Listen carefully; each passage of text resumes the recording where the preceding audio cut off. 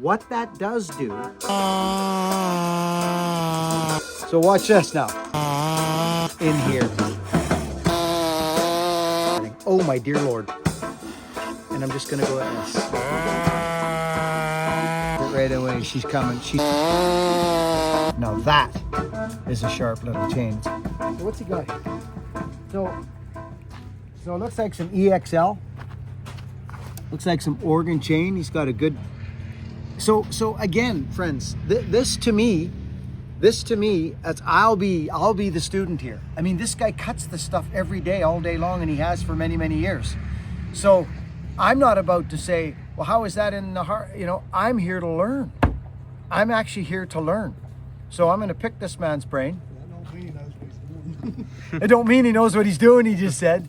But I mean, for me, it's interesting because what I'm looking at, and I know, Andy, this isn't your production saw or nothing, but I'm going to pick his brain and ask him what he runs, because he's been watching my channel for a long time. And he's a man that's in the wood, so he understands that it's in the filing. It's all in your chain. Your guys' wood is harder than ours. So there's a relationship between this little guy right here and this little guy right here. This relationship. Right now, this looks fairly modest. These don't even look touched, actually. They don't. These rakers, they've not been touched. So he's had this filed, looks like once or twice, maybe, and he has not touched the rakers. He has not hit the rakers. Yeah, we'll run this. I just saw one tooth there that's going to give us a little chatter.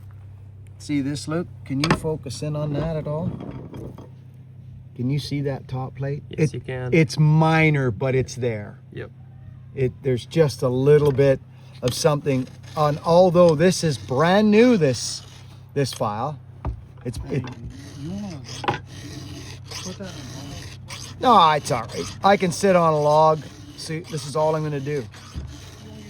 That's it. Actually, when you put the file up, you can really see it against there. See that little, picked up a stone or something. Yep. So you'd be surprised, friends, at what just a little cleanup will do on these to get that straight. There it comes now. I just put my finger here so I can see that burr. There it goes. It just nibbled off there, and you can see it at the tip. There we go. Broke that burr off. Now that is a sharp little chain. It's got a little goober hanging on it, but that's better. So, Andy, let me ask you this. If you were at work and you were about to do what we're about to do right now, you don't touch your rakers out of the box. You just go. For what we're fixing to do, that's the way I would run it, yeah. Just like that? Yeah, that one. Whereabouts in general do you run your rakers about? Like what setting or what gauge do you use? Do you find was best for you? Them Husky gauges. Yeah. Now, how is this 81 doing? Now, what about that other 81 in there? What was going on with that? Let me see what Is that a ported saw? Yeah. And this one is as well? Yeah. Both of these are ported, friends. These. I have not run a ported 81. Or maybe I have, and maybe I just don't do it. Maybe mine's ported. Maybe mine's ported. I don't know. But mine's It runs like it's ported. It's a crazy running saw. That's right. You see what he said? So if he's going to a job where there's nothing but pine, he'll hit the the softwood setting. But it's very interesting. There seems to be a theme here that you guys run your rakers a little lower than we do. And that does make sense. It does. Thanks, Andy. So I just want to check this. This is that one we just filed, and I know that Andy said he had worked this one over already. And it looks to me like it was the soft setting, or maybe a worn out hard. Yeah. Yeah, because here we are. This is soft, I think, on the other one. Yeah, so these are done. So we'll leave them. This is a 95. Yeah, And did we file it? Oh yeah, a little shotgun, triple shotgun on the side there. Now this is this has not been filed. Yeah, I hit it. But Okay. I mean, it's like the left side, like you were talking about. Okay, yeah, so I see it actually. Oh yeah, here. you can definitely see it. Yes. See. Yeah, why don't we straighten it out? And here's another thing that's very interesting. This is great because you put the gauge on this, Ann, I think. Yeah. You did. And you can see these this is longer, Luke. Mm-hmm. So Andy does a good job. He does. He's got a good job. He's obviously stronger on his right side. You can see it in his filing. And he hit something on the right side because his right teeth or his left side chain is smaller than all your right. This is, friends, this is where it's an imperative situation for you to be running one of these right now. This is imperative, and I'll show you why this is. Okay, let's just go here. This is longer though, because he's got a nice sharp corner on that one. So let's go hardwood. So look at that. So the rakers on this saw are actually high in my opinion.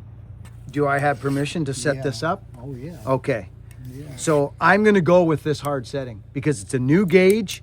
It's completely new. I know and it's skip. Yeah. So we've got some forgiveness there. Let's take this right down to the hardwood setting. Sounds good. Let's just do it. So we're not gonna do that until we file it though. But look at this. Yeah, so we're high in general. So let's file it. Yeah, it's funny, Andy. Look, you're more over on this way now on this one for some reason. You've got your angle like a tad more like you said the other day, or a few minutes ago. So, but I'll just take it to where I think, okay? Like I'll just watch what happens. Focus in on this tooth, Luke. Like, I mean, that's gonna flail off right now.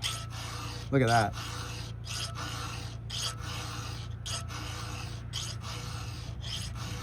Look at that sucker.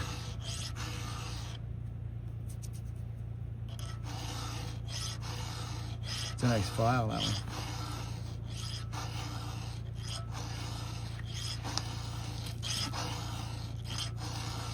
So there we go. It's a nice fresh file. There we go. Now that is a strong top plate. I'll bet you it's a modest hook on the side. Yep. More modest than the one in front of it, isn't it? Or similar? Similar, but more modest. Okay, so let's keep this rolling. And this is his side that is a little bit. Yeah, look at right away. She's coming up instantly. You can totally see that, can't you, Luke? Changing in there. Totally.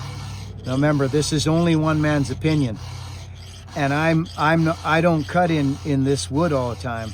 But every time I come down here and file these saws and get into it, they seem to do good. I don't like a chattery, hungry tooth. I just don't like it. So we're gonna do an experiment. Here's almost a theory. Check this out. If you had a really aggressive hook, friends, like this, and even if your raker was not extravagantly low, you're still at the mercy of that aggressive hook.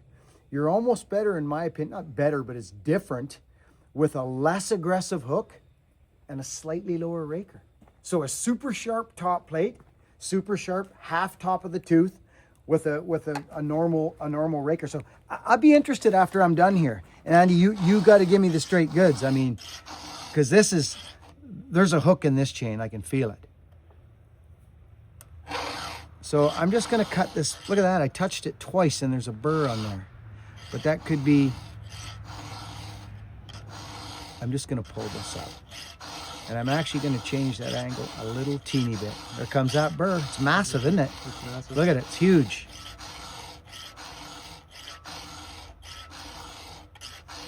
The Oregon chain is nice. I love my Oregon chain.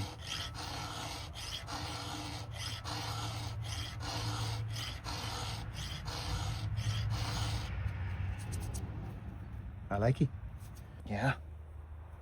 It's funny. Do you know that they tell you, yeah, there's your burr there, Andy. But you got it. It's there. It'll just come off in the wood. Nothing wrong with what you're doing at all. Have you ever tried this angle where they tell you to? No. Yeah, they tell you out of the factory to be like this, 10 degrees, kind of like this, is what they say to you. What that does do is it does drop you under this top plate a little more and changes the angle of the top plate, which is interesting. But I find it doesn't last as long, so I kind of stay in here. So we're just gonna bring this up.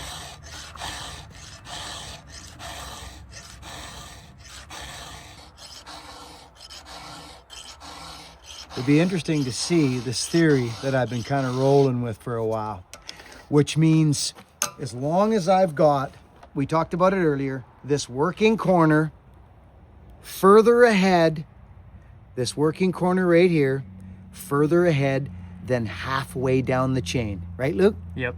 As long as that working corner is further ahead than halfway down the chain, you've got yourself a cut and chain, a mean cut and chain. Think about square ground right now. Think about it. That's all it is. That's all square ground chain is. So we're gonna straighten this out. There's quite a bit of meat. That was 3 strokes. That was 3 strokes, and we've got, so what I believe Andy had there was a sharp tooth, but it wouldn't maybe have lasted as long. That's all my point is, because you can see that I stroked it 3 times, Luke. And there's a burr. And there's a burr right across the top. But that could be for 2 reasons, that my angle's different than his, but that's why I asked him to show me his so that I could see. So let's just stay on course here and just get it stronger, because he's cutting hardwood, so you do want something that's gonna stay strong.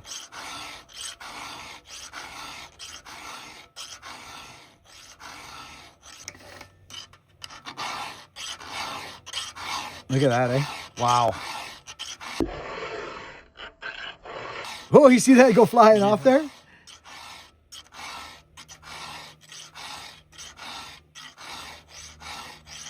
We'll get this thing cutting. See how that jumps off there? That means that my gullet is leaving me. So I'm gonna put a little gullet back in it. Just like that. There we go. We pulled that gullet. And how we get those gullet strokes in is we dig down. Like this. I just took, well, there, 4 strokes. Take a look at that rip side. Take a look at the hook on that. Oh, yeah. Okay? So watch this now. Watch this.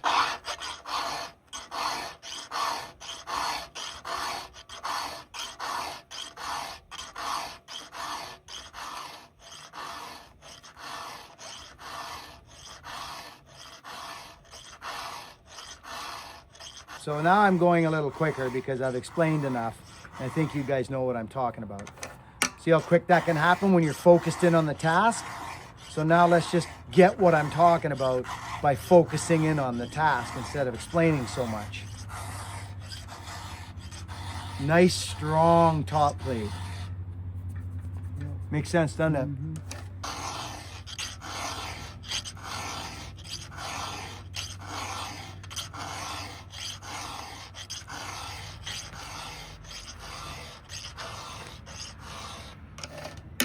Truth, and that's why these, and I may as well talk about it because this is why I'm a low back guy.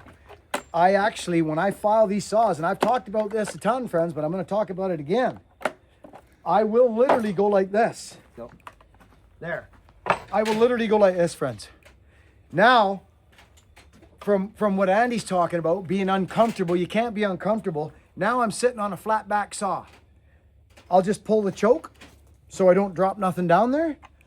Now look, I'm literally on a flat back saw. This is how I prefer to file a saw right here. Like this. Because I'm literally right over top of the saw. We're done this side actually, I think. Oh, look at this.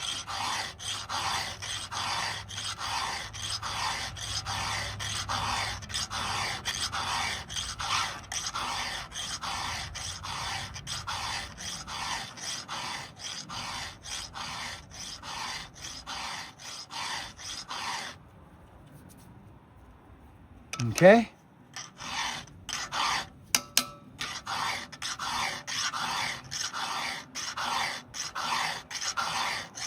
See that, Lukey? Yeah. Pretty interesting, right?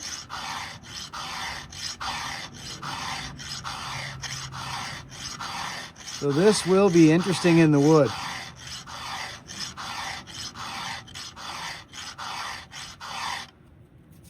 It's lovely. Oregon, right? Yeah.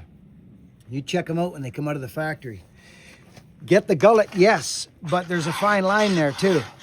And once we run through this with the raker gauge, We're gonna have a pretty dialed chain here, I would think. Some people don't like this bent over the saw thing. And that's why this is, you were just mentioning it. This is quite nice too. Yeah. This is very nice.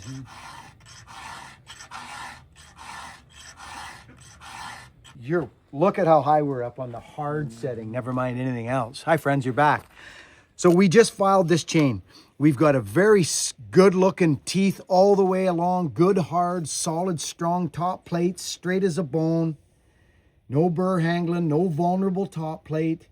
And now we're gonna come in with our Husky raker plate and we're gonna start filing rakers. Here it is, it's a brand new gauge. And look, well, you can't tell me if you see that, Luke. Yeah, you can see it. Now that's hard setting, so let's look at soft setting. Oh my dear Lord. So we know that's gonna be high. Is it gonna cut? Yes, and it's probably gonna bounce off the wood a bit too. These have to come down. They have to come down. So we're gonna go with the hard setting, and I'm just gonna go S. And I'm not gonna get orangutan. Boom, there it is. Yep. Bang, dialed. We come here, go to the next one. Look at this one. It's not near as high. Boom, dialed, done. Next. Done.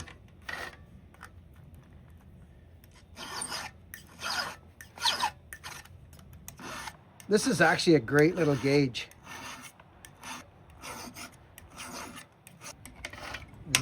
Yeah, I do.